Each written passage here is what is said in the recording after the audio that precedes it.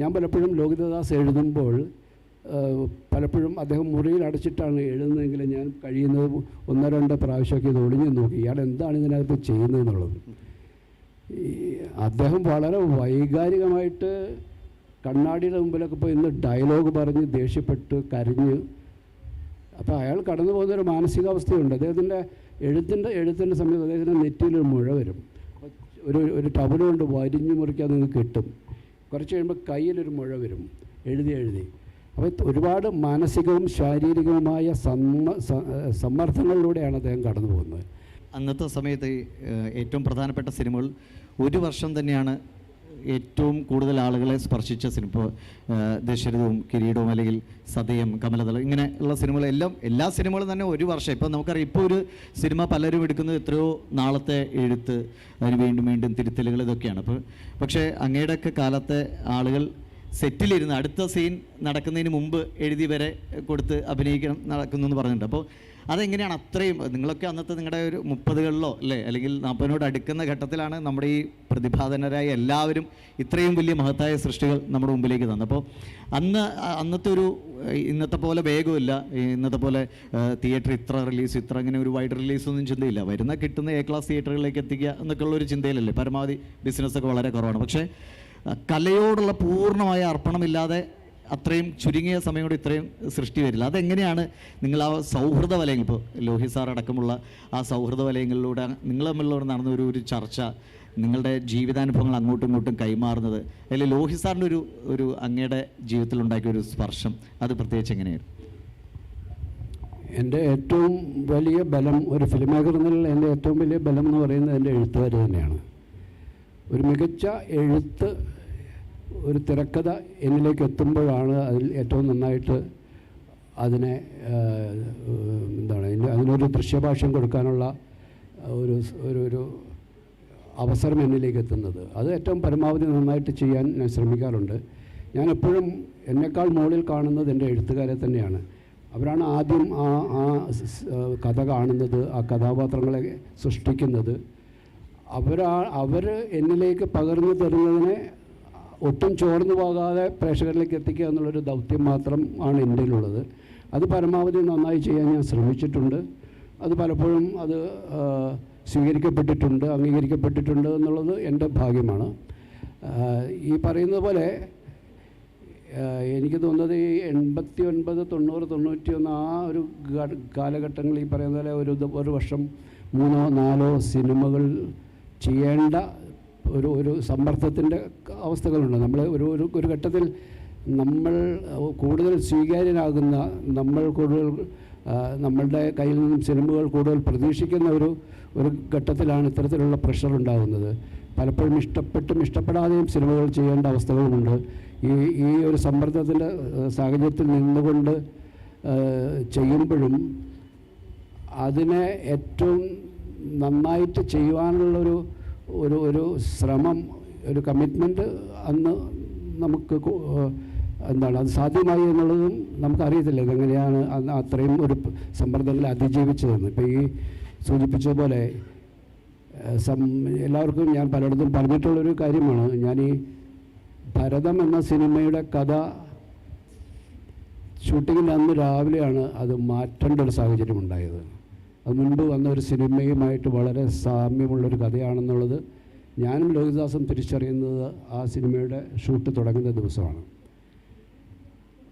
4 മണിക്കൂർ കൊണ്ട് ഒരു പുതിയ കഥ കണ്ടെത്തി 3 ദിവസം കഴിഞ്ഞപ്പോൾ അത് ഷൂട്ട് ചെയ്ത് 60-ാം ദിവസം അത് തിയേറ്ററുകളിൽ എത്തിച്ച് ചെയ്തു എന്ന് പറയുന്നത് അന്ന് അത്ര വലിയ സംഭവമായിട്ട് തോന്നിയില്ല. ബട്ട് ഇന്ന് ഞാനത് മാറി നോക്കുമ്പോൾ എങ്ങനെയാണ് അത് സാധ്യമായത്?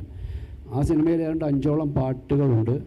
അതെല്ലാം ക്ലാസിക്കൽ സ്വഭാവമുള്ള പാട്ടുകളാണ്, വളരെ ദൈർഘ്യമേറിയ പാട്ടുകളാണ്, വളരെ ഇമോഷണൽ കണ്ടൻറ്റുള്ള പാട്ടുകളാണ്.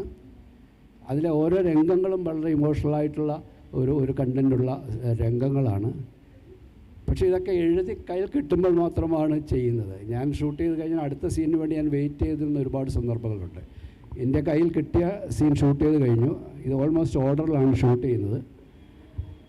ഒരു ദിവസം സംഭവിച്ചത്, എൻ്റെ കയ്യിലുള്ള രംഗങ്ങൾ എഴുതി കിട്ടിയ സീനുകൾ മുഴുവൻ കഴിഞ്ഞു. ഇനിയും ഉണ്ട് 2-3 സീനുകൾ എൻ്റെ കയ്യിലുണ്ട്. പക്ഷേ അത് മറ്റൊരു ലൊക്കേഷനിലേക്ക് ഷിഫ്റ്റ് ചെയ്ത് വേണം. പ്രധാനപ്പെട്ട വീട്ടിൽ ആണ് ഞാൻ ഷൂട്ട് ചെയ്തുകൊണ്ടിരുന്നത്. അപ്പോൾ എൻ്റെ അസിസ്റ്റൻസ് പറഞ്ഞു, സാറേ ഉച്ച കഴിഞ്ഞാൽ നമുക്ക് ഇവിടുന്ന് ഷിഫ്റ്റ് ചെയ്ത് വേറെ സ്ഥലത്തേക്ക് പോകണം. ഷിഫ്റ്റിംഗ് എന്ന് പറയുന്നത് നമുക്ക് സാധാരണയായിട്ട് ഒരു 2-3 മണിക്കൂർ എടുക്കും. ഒരു സ്ഥലത്ത് നിന്ന് ഇവിടുന്ന് സാധനങ്ങളൊക്കെ പാക്ക് ചെയ്ത് മറ്റേ സ്ഥലത്ത് കൊണ്ട് അത് ഇറക്കി എല്ലാവരും അവിടെ യാത്ര ചെയ്തെത്തി പിന്നെ അവിടേക്ക് ചെല്ലുമ്പോൾ നമുക്കൊരു ഡേ സീൻ എടുക്കാനുള്ള സമയം ഉണ്ടാകത്തില്ല ഉച്ചയ്ക്ക് ഇവിടുന്ന് ഷിഫ്റ്റ് ചെയ്താൽ. ഈ വീട്ടിലാണെങ്കിൽ ഉച്ചവരെ ഷൂട്ട് ചെയ്യാനുള്ളൊരു കണ്ടൻറ്റ് നമ്മുടെ കയ്യിലുള്ളൂ. അപ്പം ഞാൻ എൻ്റെ അസിസ്റ്റൻറ്റിനെ വിളിച്ച് നേരെ റൂമിലേക്ക് പോവുക, ലോഹിതദാസിനടുത്ത് പറയുക, നമുക്ക് ഇങ്ങനെ ഒരു സിറ്റുവേഷനുണ്ട്, ഇവിടെ തന്നെ കണ്ടിന്യൂ ചെയ്യാൻ നമുക്ക് സീനുകൾ ഉണ്ടാവുമോ എന്ന് ചോദിക്കാൻ പറയുന്നു. അപ്പോൾ അദ്ദേഹം വേണ്ട 23ാമത്തെ സീൻ എഴുതിക്കൊണ്ടിരിക്കുകയാണ്. അപ്പോൾ അദ്ദേഹം പറഞ്ഞൊരു കാര്യം ചെയ്യാം, ഇനി അവിടെ വരുന്നൊരു സീൻ എന്ന് പറയുന്നത് 31ാമത്തെ സീനാണ്. അതിൻ്റെ ഇടയിലൊരു 8 സീനുകൾ അദ്ദേഹം മാറ്റി വെച്ചിട്ട് എഴുതിയിട്ടില്ല. അതിൻ്റെ ഒരു ഓർഡർ മാത്രം അദ്ദേഹത്തിൻ്റെ മനസ്സിലുണ്ട്. എന്നിട്ട് 31ാമത്തെ സീൻ എഴുതി കൊണ്ടുവരുന്നു. അപ്പോഴത്തേക്ക് ബ്രേക്കായി, ഉച്ചഭക്ഷണത്തിനുള്ള ബ്രേക്കായി. അത് കഴിഞ്ഞാൽ എനിക്ക് പുതിയ വന്ന സീൻ ഷൂട്ട് ചെയ്യണം. വന്ന സീൻ ലോഹിതദാസിൻ്റെ ഹാൻഡ് റൈറ്റിംഗ് വളരെ പെട്ടെന്ന് എഴുതിയതുകൊണ്ട് ആർക്കും അദ്ദേഹത്തിൻ്റെ സ്ക്രിപ്റ്റുകൾ കോപ്പി എടുക്കുന്ന എൻ്റെ ഒരു അസിസ്റ്റൻ്റ് ഉണ്ട്. അദ്ദേഹം മാത്രമേ അത് കൃത്യമായിട്ട് വായിച്ച് എഴുതിയെടുക്കാൻ പറ്റുള്ളൂ. ബ്രേക്ക് കഴിഞ്ഞ് ഞാൻ നോക്കുമ്പോൾ ഇയാൾ ഈ കോസ്റ്റ്യൂമറുടെ വലിയ പെട്ടിയുണ്ട് തുണികൾ വെക്കുന്നത്, അതിൻ്റെ മുകളിൽ കമന്ന് കിടന്നിട്ട് അയാൾ ഇത് കോപ്പി ചെയ്തുകൊണ്ടിരിക്കുക. അപ്പോഴത്തേക്ക് ബ്രേക്ക് കഴിഞ്ഞു. അപ്പം ഞാൻ പറഞ്ഞു ഒരു ഷീറ്റിങ് തരാൻ പറഞ്ഞു.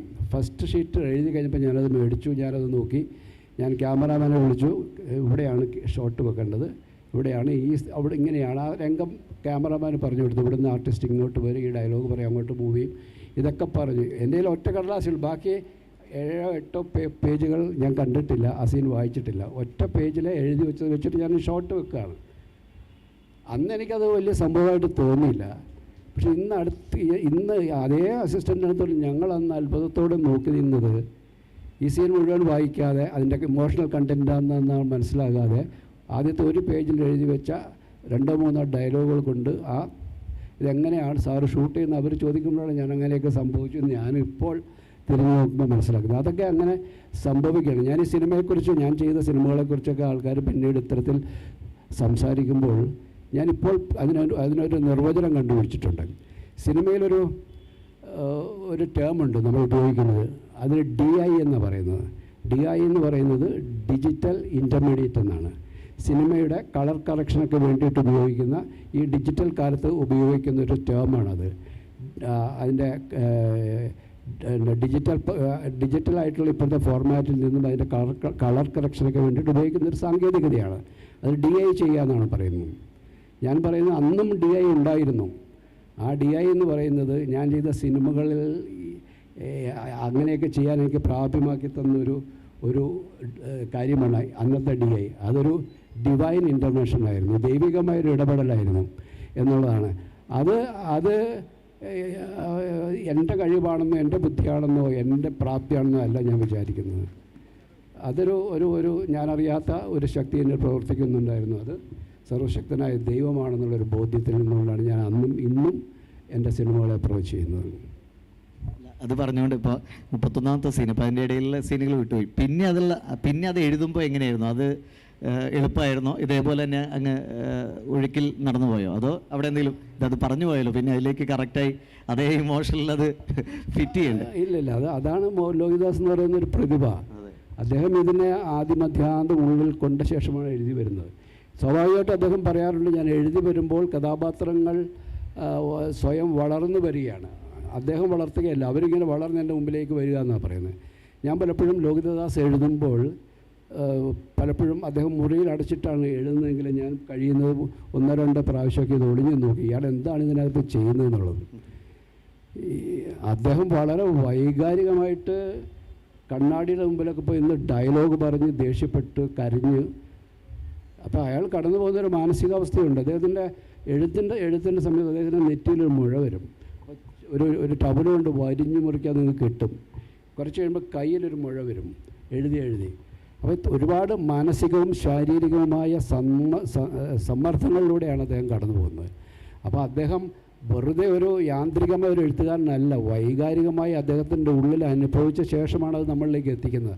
അതുകൊണ്ട് തന്നെയാണ് ഇന്നും നമ്മൾ അദ്ദേഹം എഴുതിയ തിരക്കഥകൾ, അദ്ദേഹം മറ്റുള്ളവർ ആര് സംവിധാനം ചെയ്താലും അത് ഇന്നും ഓർത്തു വയ്ക്കുന്നത് നമ്മളുടെ കൂടെ.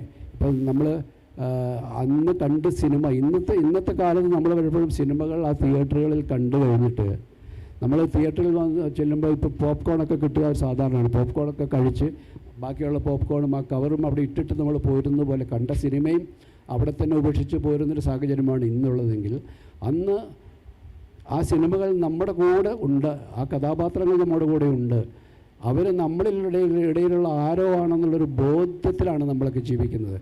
എന്നോട് പലപ്പോഴും ആൾക്കാർ ചോദിക്കുന്നുണ്ട്, സേതുമാധവനോട് അങ്ങനെ ചെയ്യാൻ പാടുണ്ടായിരുന്നോ, അച്യുതൻ നായരോട് അങ്ങനെ ചെയ്യാൻ പാടുണ്ടായിരുന്നു. ഇതൊക്കെ അവരുടെ ജീവിതത്തിലുണ്ടായ, അവർക്കറിയാവുന്ന, അവരുടെ പരിസരത്ത് ജീവിച്ചിരുന്ന വ്യക്തികളാണ് എന്ന് അവർക്കുള്ളൊരു ബോധ്യമാണ്. ബാലൻ മാഷയെക്കുറിച്ച് അങ്ങനെ ചോദിക്കാറുണ്ട്, എന്തിനാണ് ബാലൻ മാഷ നിങ്ങളെല്ലാം കൂടെ ഭ്രാന്തനാക്കിയതെന്ന് ചോദിക്കാറുണ്ട്. അപ്പോൾ ഇതൊക്കെ അവർ സിനിമയ്ക്കും അപ്പുറത്തേക്ക് അതിനെ വേറൊരു തലത്തിൽ അവരുടെ കൂടെ ജീവിക്കുന്ന ആൾക്കാരായിട്ട് ആ കഥാപാത്രങ്ങൾ മാറുന്നു എന്നുള്ളതാണ്. അത് സംഭവിക്കാൻ കാരണം ആ എഴുത്തുകാരൻ്റെ പ്രതിഭ കൊണ്ട് മാത്രമാണ്. എഴുത്തുകാരൻ നമ്മളിലേക്ക് അത്ര ആഴത്തിൽ ആ കഥയും കഥാപാത്രത്തെയും പകർന്നു നൽകിയത് കൊണ്ടാണ്. ഞാൻ അതിൻ്റെ ഇടയിൽ നിൽക്കുന്ന ഒരു മീഡിയേറ്റർ മാത്രമാണ്. എഴുത്തിൽ നിന്നും ദൃശ്യത്തിലേക്ക് അതിനെ പകർത്തുന്ന ഒരു ട്രാൻസ്ലേറ്റർ മാത്രമാണ് ഞാനെന്നാണ് ഞാൻ വിശ്വസിക്കുന്നത്.